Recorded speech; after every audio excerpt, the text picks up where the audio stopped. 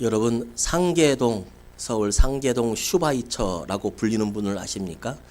김경희라고 하는 의사 선생님이십니다. 지금은 별세하셨습니다.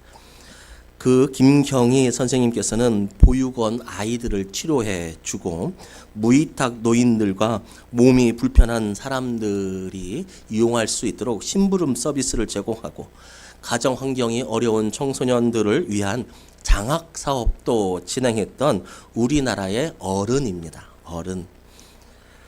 그는 평생 모은 전 재산 53억 원 여원을 기독교 정신으로 세워진 연세대학교에 기부하시기도 했습니다.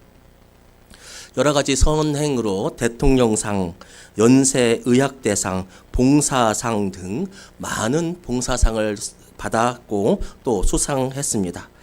이분이 많은 상을 받은 것처럼 많은 선한 일을 하셨는데 이 훌륭한 일을 많이 하셨는데 그 중에 하나 손꼽히는 훌륭한 일이 있습니다. 그것 중에 가장 빛나는 것은 의료보험 제도가 정착되기 전까지 가난한 사람들이 돈이 없어서 치료를 받지 못하자 이분이 그들을 고쳐주기 시작했습니다.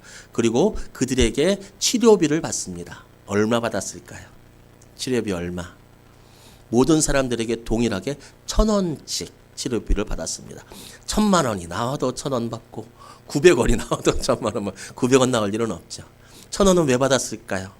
자기가 부자 되려고 이분이 받았을까요? 1,000원을? 그렇지 않죠.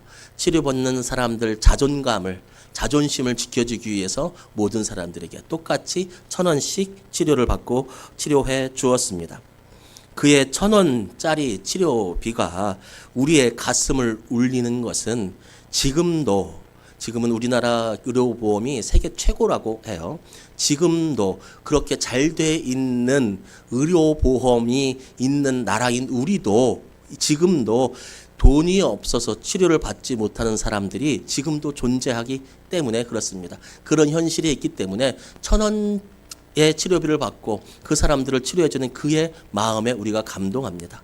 또 그의 마음에 그렇게 긍휼을 주신 것은 바로 하나님의 마음, 하나님의 성품을 예수님의 긍휼을 닮았기 때문에 그렇습니다. 지금도 돈 없어서 치료 못 받는 사람들 많이 있죠. 암은 돈과의 싸움이라 해요. 암은 돈과의 싸움이래요. 탤런트 권오중이라고 하시는 분이 계시죠. 그분께서 TV에 나오셨고 이렇게 말씀하시는 거 이제 그리스도인이시거든요. 근데 그 자녀가 희귀병이에요. 희귀병. 그런데 그 자녀가 유전적인 희귀병인데 그 자녀를 약 하나라면 고칠 수 있대요. 약 먹으면 고친대요. 약 먹으면. 근데 그것을 못 고쳐요. 왜 못 고칠까요? 그 약 하나를 개발하려면 30억, 40억, 50억 정도가 들어간다는 거예요. 그러면서 이런 말을 해요. 우리 애가 삼성가에 태어났다면 이렇게 살지 않을 텐데. 자기는 그만큼 능력이 안 되는 거예요. 돈이 없어서 치료받지 못하는 것. 여러분 지금도 이 세상에 많이 일어나고 있습니다. 그런 이 세상 속에서 우리 상계동 슈바이처 우리 선생님의 희생정신 그 마음에 예수님의 정신이 스며들어 있는 것을 바라보면서 우리는 작은 감동을 느끼게 됩니다. 예수님이 궁일이 여기셨습니다. 누구를? 세상 모두를 궁일이 여겨주셨습니다.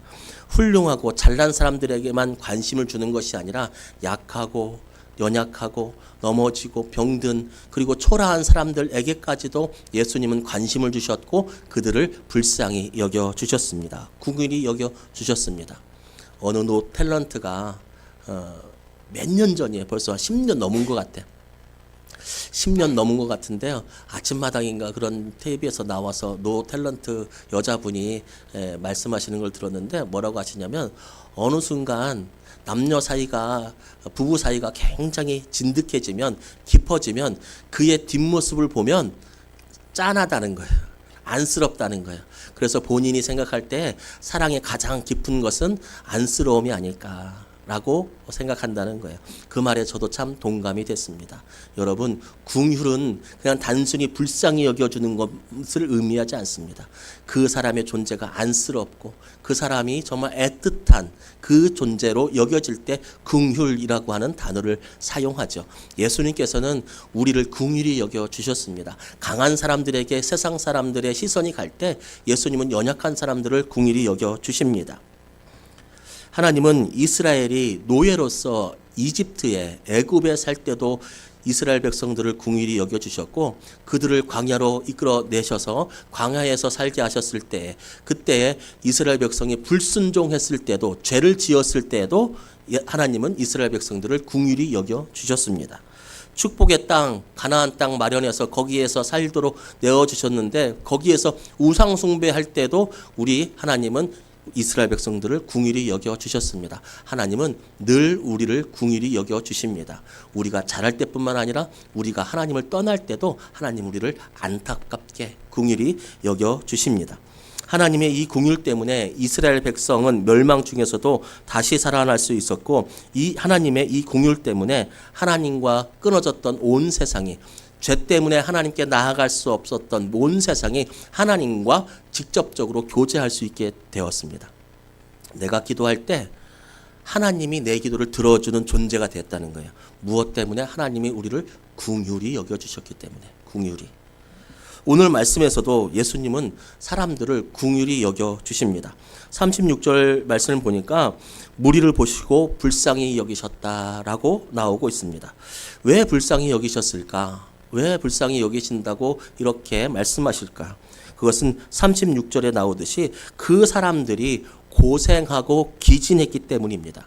예수님께서 사람들을 바라보시고 고생하고 기진해 있기 때문에 그 사람들을 궁휼히 불쌍히 여기셨다라고 말씀하고 있죠. 고생하다, 여기서 나오는 고생하다라고 하는 이 말의 원뜻은 무엇인지 아십니까? 조금 잔인합니다. 조금 잔인해요. 이 고생하다는 그냥 우리가 뭐 무슨 일 할 때 힘들다 이런 것을 뛰어넘은 원어가 있는데 무엇이냐면 칼로 썰다, 껍질을 벗기다, 난도질하다, 짓밟히다 라고 하는 의미가 바로 이 고생하다의 원어의 의미예요. 우리나라 말하고는 너무 느낌이 다르죠. 껍질을 벗길 만큼, 껍질이 벗겨질 만큼 그렇게 힘들고 처절한 상황이 바로 이 고생하다라고 하는 말이죠. 그 뒤에 나오는 기진하다의 원뜻은 내던져지다, 내팽개치다 라고 하는 의미입니다. 본문의 사람들은 이렇게 난도질 당하고 짓밟히고 소외당하고 그리고 내던져진 존재들, 그런 존재들이기 때문에 예수님께서 그들을 보고 불쌍히 여겨주신 것입니다. 이러한 삶의 잔인함, 이러한 삶의 잔인함은 그 시대에도 있었지만 우리 시대에도 있습니다. 이러한 삶의 잔인함은 우리와 함께 살아가는 이웃도 정말 내던져지고 소외당하고 아무도 그들을 도와주지 않는 그러한 삶의 잔인함이 우리 시대에도 있지만 때로는 나에게도 다가오기도 합니다. 때로는 이 잔인함이 나에게도 다가옵니다. 열심히 한다고 했는데 경쟁에서는 계속 뒤처지고 부당한 힘 앞에 굴복해야 하고 내가 힘이 없으니까 저건 분명히 나에게 부당하게 하는 건데 내가 말하지 못해. 왜? 나는 힘이 없으니까. 정의를 외쳐야 함에도 불구하고 정의를 외칠 수 없는 상황, 그 연약함이 우리에게 있습니다. 아무리 노력해도, 정말 아무리 땀 흘려 노력해도 이쯤 되면 좀 잘 살아야 되지 않겠습니까? 그런데 아무리 노력하고 땀을 흘려도 더 이상 물질을 더 넉넉히 얻지 못할 때, 아무리 열심히 살아왔더라도 앞으로의 내가 어떻게 장담되지 못할 그런 암담함. 태어날 때부터 건강이 좋지 않을 수도 있고 태어날 때부터 재능이 없어서 많은 것들을 해낼 수 없는 나의 삶을 보면 때로는 정말 내던져진 존재 같은, 짓밟힌 존재 같을 때가 많이 있습니다. 그런데 사람들이 그들이 그렇게 고통당하는 이유를 말씀하고 있습니다. 이 얘기를 우리로 받아들여도 됩니다. 나의 고통당함과 나의 어려움의 이유가 무엇인가? 왜 세상에는 그렇게 많은 사람들이 고통과 고난, 짓밟히고 가죽을 벗기는 것 같은 어려움을 당하고 살아가고 있는가? 그 이유가 무엇인가? 오늘 말씀하고 있습니다. 고생하다, 기진하다 그 말 앞에 어떻게 말씀하십니까? 왜 그들이 고생하고 기진하다고 말씀하십니까? 목자 없는 양 같아서. 즉 목자가 없기 때문에, 나를 구원해 줄 존재가 없기 때문에, 나를 인도해 줄 존재가 없기 때문에, 목자 없는 양 같아서 나를 지도해 줄 자들이 없기 때문에. 목자가 무엇입니까? 지도자들입니다. 지도자는 무엇입니까? 사람들을 이끌고 가는 사람들입니다. 사람들을 보호해 주는 사람들이 지도자입니다. 그런데 이것을 조금 더 넓혀도 괜찮습니다. 나를 이끌어가는 나의 사상, 나를 이끌어가는 나의 목표, 이것이 없기 때문에, 아니 때로는 나를 이끌어가는 이 존재를 때로는 잘못 선택했기 때문에, 잘못 생각했기 때문에, 그렇기 때문에 우리에게는 고통과 고난이 찾아온다. 그래서 너희들은 기진하고 너희들은 고생하고 있는 것이다 라고 말씀하고 있는 것입니다. 목자들, 지도자들이라고 했습니다. 본문에 보면 사람들은 지도자가 없기 때문에 짓밟히고 찢기고 상처받고 기진하고 버려지는 것입니다. 그것은 우리도 다를 바 없습니다. 여러분, 그런데 그들에게 지도자가 없었습니까? 예수님 앞에서 제1차 청중인 그들에게 지도자가 없었습니까? 아닙니다. 있었습니다. 종교적인 지도자가 있었습니다. 바리새인들과 제사장들, 그들의 종교적인 지도자였습니다. 정치적인 지도자는 없었습니까? 있었습니다. 로마 황제, 모든 권력을 한 손에 쥔 로마 황제가 그들의 정치적인 지도자였습니다.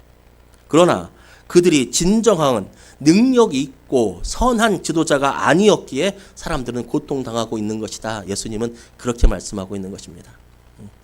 아니, 오히려 그 지도자들이 있기 때문에 그 지도자들이 너희를 고생하고 기진하게 만드는 존재들이다 라고 고발하고 있는 것입니다. 너희는 목자가 없는, 너는 돌봐줄 사람이 없는 양 같은 존재다. 그 있는 사람들은 오히려 너희를 힘들게 하는 존재들이다 라고 고발하고 있는 것입니다. 사람은 자신의 삶을 맡기는 지도자를 잘 만나야 합니다. 여기서 말하는 지도자는 앞에서 언급했던 나의 사상, 나의 생각, 내 목표도 포함되어 있습니다. 올바른 지도자를 만나지 못하면 찢길 수밖에 없습니다. 자신의 삶을 어디에 맡기느냐가 중요합니다. 여러분은 여러분의 삶을 어디에 맡기십니까? 무엇에 여러분의 삶을 걸고 있습니까? 누구를 따라 살아가고 있습니까? 누구를 비전을 삼아, 어떤 비전으로 삼아가고 있습니까? 삶의 이정표는 무엇입니까? 어디로 가야 할지, 무엇을 해야 될지 어떻게 결정하고 있습니까? 그것이 지도자라고 한다면, 꿈과 비전, 그것이 지도자라고 한다면 여러분 잘 선택해야 합니다. 잘 선택해야 합니다. 그것이 잘못되거나 그것이 틀린 것이라면 우리는 목자 없는 양 같아서 껍질이 벗겨질 수밖에 없고 기진하여 낙심할 수밖에 없습니다. 성경은 말씀합니다. 하나님은 우리에게 분명히 가르쳐 주고 계십니다. 우리를 인도하는 참된 목자는 다른 어떤 생각도 다른 어떤 사람도 아닌 예수 그리스도이다라고 성경은 말씀하고 있습니다. 더 정확히는 예수님 밖에는 우리의 목자, 우리의 지도자가 없다라고 말씀하고 있습니다. 다른 것들은 우리의 문제를 해결해 주지 못합니다. 죄의 문제도 해결해 주지 못하고 삶의 문제도 해결해 주지 못합니다. 늘 갈급하게 하고 목마르게 합니다. 그래서 갈급하고 목마르니까 더 올라가려고, 미래가 불투명하니까 더 가져오려고, 내가 지금 여기에 만족하지 못하니까 경쟁에서 이겨보려고 더 그렇게 갈등하게 합니다. 왜냐하면 짓밟고 올라가야, 더 올라가야 나의 생각, 나의 사상으로 나를 안전하게 지켜줄 것 같고 그렇게 가르쳐주고 있기 때문입니다. 그러나 여러분, 오직 하나님이 우리를 짓밟지 않고 우리를 세워주시는 분, 자유하게 하시는 분임은 우리를 기억해야 합니다. 하나님은 물질로부터 우리를 자유하게 합니다. 건강으로부터 우리를 자유하게 합니다. 하나님을 만나면 돈의 문제가 없느냐고요? 아니요. 돈의 문제는 있습니다. 돈의 문제는 있고 여전히 우리는 미래를 염두에 두면서 그렇게 계획적으로 살아갑니다. 그런데 여러분 기억해야 합니다. 하나님 만나도 돈의 문제는 있지만 돈의 지배는 받지 않습니다. 돈의 지배는 받지 않습니다. 돈 없어도 죽을 것 같아도 죽지 않는다는 걸 압니다. 돈이 나의 지도자가, 돈이 나를 이끌어가는 존재가 아니기 때문에 그렇습니다. 하나님을 믿는다고 실수 안 하냐고요? 아니요. 똑같이 실수하고 똑같이 어렵고 똑같이 잘해보려고 해도 똑같이 땀 흘려도 실망하고 낭망하고 넘어집니다. 경쟁에 미서 밀리면 내 자신도 원망해보고 시스템도 원망해보고 부모도 원망해봅니다. 그렇게 똑같이 하나님 믿는 사람도 원망할 때가 있습니다. 그러나 거기에서 낭망하지는 않습니다. 그것이 나를 지도하고 그것이 나를 돌봐주고 그것이 나를 살게 하는 것이 아니라 하나님이 나를 살게 하고 예수 그리스도가 나를 살게 하시는 분이라는 것을 알기 때문에 실망하고 낭망하고 넘어져 있지만은 않습니다. 하나님 만나도 여전히 건강의 문제는 있습니다. 믿음을 가진 사람들도 아프고 힘들고 어렵습니다. 고통이 있습니다. 그러나 하나님을 만난 사람들, 하나님을 지도자로 삼는 사람들, 예수님을 목자로 삼는 사람들, 그 사람들은 거기서 실망하지 않습니다. 우리의 육신은 어차피 길어봐야 100년이고 하나님께서 이 고통 속에서 언젠가 나를 구원시켜 주셔서 눈물도 한숨도 아픔도 없는 그곳에서 나를 위로해 주실 것이라고 하는 소망과 비전이 있기 때문에 우리는 거기서 낭망하지 않습니다. 힘들고 아프고 어려워도 이게 그리스도의 인의 힘입니다. 권력 또한 마찬가지입니다. 하나님을 믿어도 여전히 힘 있는 사람 앞에서 우리는 업신을 여김을 당합니다. 그들 앞에서 입도 뻥긋 못할 정도로 우리보다 거대한 사람들 앞에서 머리를 숙일 수밖에 없습니다. 왜? 먹고 살아야 하니까. 먹고 살아야 하니까. 잘 보여야 하니까. 부당함 앞에서도 말하지 못할 때가 있습니다. 하나님 믿어도 말입니다. 그런데 우리는 압니다. 그 앞에서 주눅들지는 않습니다. 주눅들지는 않습니다. 내가 현실적으로 이렇게 할 수밖에 없는 상황이라고 할지라도 그 앞에서 주눅들지는 않습니다. 어떤 장로님이 계셨는데 그 장로님 친구분이 되게 부자예요. 되게 부자고 되게 똑똑하고 달란트도 많아서 노래도 잘하고 이런 사람들이 믿음이 안 좋아야 되는데 믿음도 좋고 근데 이분이 얘기를 하다가 실제적으로 잘난 척을 좀 했나 봐요. 자랑을 조금 했나 봐요. 그 얘기가 앞에 있는 사람한테는 듣기 싫잖아요. 못난 사람이 잘난 척하면 좀 받아주겠는데 진짜 잘난 인간이 잘난 척하니까 그게 듣기 싫은 거예요. 그래서 이 장로님이 자기 친구한테 뭐랬는 줄 아십니까? 야, 너나 나나 하나님이 없으면 죽는 건 똑같아. 여러분, 너나 나나 하나님 없으면 죽는 건 똑같아. 우리는 권력자 앞에서 주눅들지 않습니다. 주눅들지 않습니다. 진짜 하나님의 권세를 알기 때문에 그렇습니다. 하나님이 너를 통해서 나에게 흘려보내는 거 있을 수 있지만 그 근원은 누구냐면 그 모든 권세는 누가 가지고 계시냐면 바로 하나님이 가지고 계신다는 거예요. 우리는 그것을 알기 때문에 주눅들지 않습니다. 하나님 앞에서 한 줌도 안 되는 것을 알기에 세상의 왕이라도 당신이 지금 나보다는 강할지라도 그렇지만 하나님 앞에서는 당신과 나나 똑같은 사람들이다라고 하는 거예요. 우리의 참된 목자는 우리를 참으로 자유하게 하시는 분은 바로 우리를 긍휼히 여기시는 예수님이십니다. 세상에 얽매이지 않고 죄에 얽매이지 않고 우리에게 자유를 주실 분은 바로 예수님이십니다. 그 예수님에게 우리의 삶을 드리시기 바랍니다. 여러분의 목자를 예수님으로 삼고 살아가시기 바랍니다. 다른 것들이 지켜주는 것이 아니라 예수님이 나를 지켜주시는 나의 목자다. 나의 힘이 나를 지켜주는 것이 아니라 내가 우리 가정을 지켜주시는 것이 아니라 우리 가정도 예수님이 지켜주실 때 평안할 수 있다. 예수님을 목자 삼으면 예수님은 목자 없는 사람들을 긍휼히 여기시어서 3절 말씀처럼 늘 언제나 어디서나 가르치시고 천국 복음을 주셔서 위로하여 주시고 모든 병과 모든 약한 것을 고쳐 주십니다. 예수님을 목자로 따라 살아가는 사람은 하나님의 은혜를 받는데 천국 복음을 들리게 해주세요. 이 땅에 살아가는데요, 이 땅에서도 하나님 나라가 있다고 하고요, 우리의 생명이 닿은 그때에도 하나님 나라가 있다고 하면서 우리에게 위로를 해주세요. 이거 끝 아니야. 이거 끝 아니야. 여기서 끝나는 거 아니야. 그렇게 위로해 주시고 또한 우리를 가르쳐 주세요. 우리를 인도해 주세요. 무엇을 해야 할지, 어떻게 살아가야 할지 우리와 함께 동행해 주셔서 말씀으로, 감동으로 가르쳐 주시고 기도로 가르쳐 주세요. 그렇게 인도함을 받아요. 요러 가라, 저러 가라, 저렇게 해라, 이렇게 해라. 하나님께서 인도해 주신다라고 하는 거. 그리고 우리가 제일 좋아하는 거, 모든 병과 모든 약한 것으로부터 우리를 이겨나게 해 주십니다. 이겨나게 해 주십니다. 이것이 우리를 긍휼히 여기시는 주님께서 우리에게 베푸시는 은총입니다. 주님은 우리를 늘 가르치십니다. 성령으로, 감동으로 가르치시고 말씀으로 가르치십니다.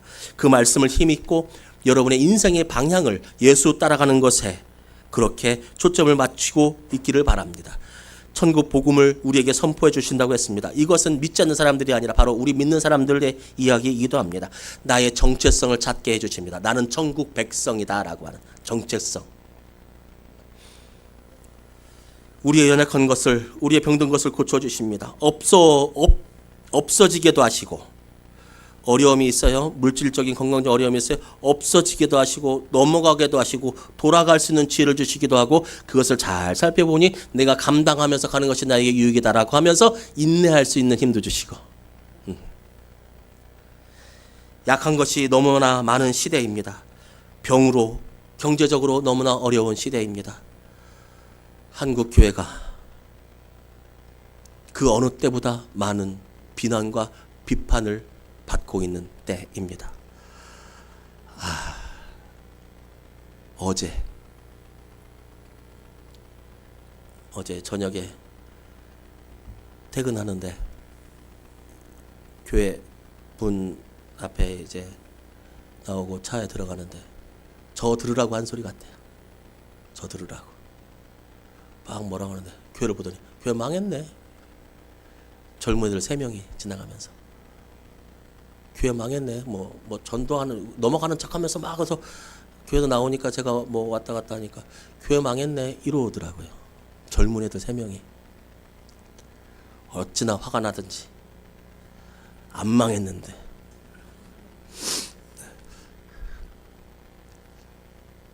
또 어찌나 화가 나든지. 왜 세상의 교회가 이렇게 되었을까? 저들이 약해서만일까? 저들이 약해서만일까? 아무것도 몰라서만일까? 아니면 우리의 잘못은 없을까?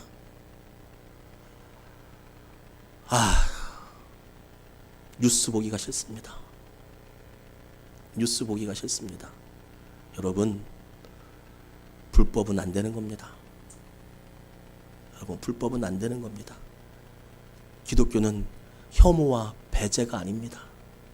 언제 우리 예수님께서 혐오하고 배제하고 공격하라고 지시했습니까? 언제 그렇게 했습니까? 우리는 사랑입니다. 여러분, 기독교 집회라고 하는 곳에, 서울에 모여서 하는 곳에 가서 그들의 언어를 들어보십시오. 죽여라, 쳐들어가라, 짓밟아라, 공격해라. 언제 우리 주님께서 그렇게 하셨습니까? 언제? 오늘 제가 말씀을 준비하면서 어떤 설교 영상을 저도 모르게 보았습니다. 오늘 저의 말씀의 내용과 비슷한 짧은 영상이었습니다. 30초, 40초 되는. 그 영상을 보면서 이거 내일 설교하는 내용하고 너무나 비슷하다. 그 본문에 대해서는 못 들었지만 비슷하다 하면서 한편으로는 그 영상 보면서 이런 생각했습니다. 나도 내일 저렇게 설교하면 안 될 텐데. 왜인 줄 아십니까? 너무 하늘을 걸어요. 하늘을 걸어, 하늘.